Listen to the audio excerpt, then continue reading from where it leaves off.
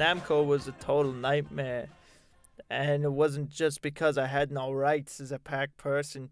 Everyone was treated like crap. I always felt really bad for the ghosts, even though I was pretty scared of them at times. I think they might have even had it worse than me.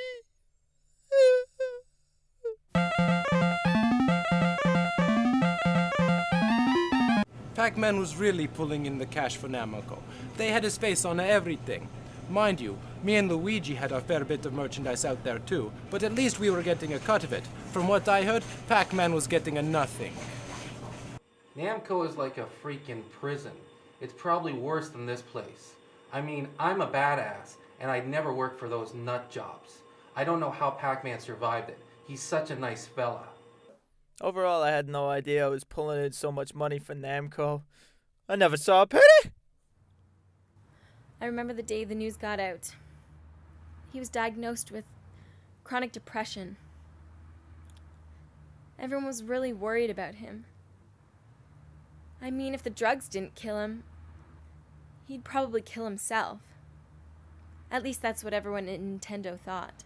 My dealer used to supply Pac-Man as well, and apparently he couldn't handle it all, and then he started doing all these crazy chemicals. At times my brother was pretty bad, but Pac-Man was way worse. I heard he'd do lines of coke all the time. He'd smack in his veins just to function in the morning. Really was a sad situation.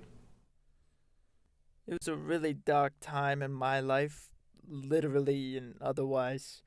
I had given up on life. I really couldn't handle the darkness anymore. My phobia had just gotten worse. I always felt sort of guilty, but I gotta make a living. So I sold Pac-Man drugs so he'd be able to deal with being a freaking slave for Namco. I didn't think he'd get so addicted, but I mean, I was making the mad bucks, so I didn't complain. After Wario went to jail, I had no dealer.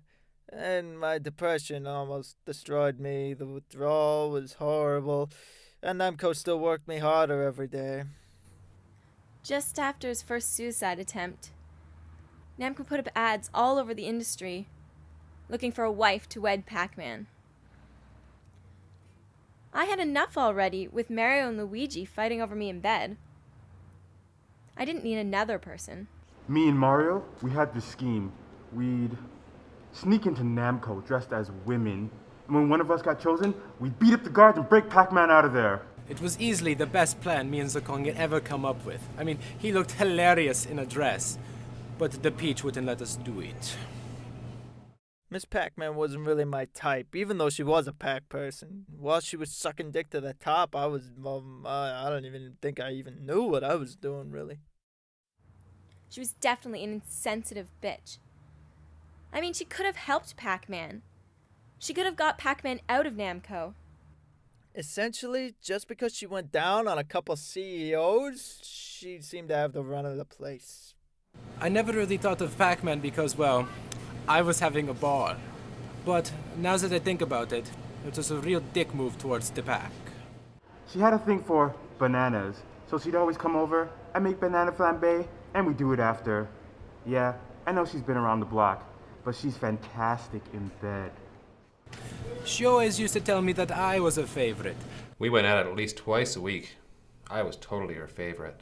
I was passed out in my own vomit for like 3 months. Miss Pac-Man was told to fill in while they tried to figure out how to wake me up. Being a doctor, I've seen some pretty strange stuff, but seeing a complete unconscious and vomit-covered Pac-Man really shocked me. I was never happier to be alive, and I think I still am now incredibly happy to be alive. Essentially, I'm living the life I was never able to live at Namco. I'm glad for him. Like I said, he's a swell fella. I just wish I could get out of this hellhole. I tell you, when I get out, I'm going straight to Vegas to get me a piece of that fine Miss Pac-Man. Until then, I gotta deal with this son of a bitch. Come on, Frog. It's love time. Pac-Man is really making a difference, I think. He's really pushing the pack rights movement forward, not to mention his involvement with the Ghost Liberation Program.